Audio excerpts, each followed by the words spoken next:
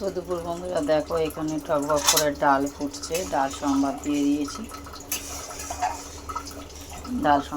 দিয়েছি, এখানে আলুর চোখা করে নিয়েছি, আর এখানে এটা পেঁয়াজ কোচানো আছে, আর এখানে ভাত করে নিয়েছি ধোঁয়াটা। তাহলে আজকে আমাদের দুপুরের মেনুতে আছে আলু ভাতে আর ডাল, মানে ডাল আর আলু ভাতেটা আজকে খেতে ইচ্ছা করলো, তাই দুপুরের মেনুতে আমরা এটাই রেখেছি। টাটা বন্ধুরা, কার কার এরকম জিনিস খেতে ইচ্ছা করে অবশ্যই কমেন্ট করো। আর আমার তো ভালো লাগে, আর এর সাথে একটু ঘি নিয়ে নিলে খুবই ভালো লাগে, কিন্তু আমি তো ঘি খেতে পারি না, সেই কারণে ঘি নেব না। যার যার ভালো লাগে সে নিয়ে নেবে। আর যদি আবার খেতে ইচ্ছা করে চলে আসো চটপট।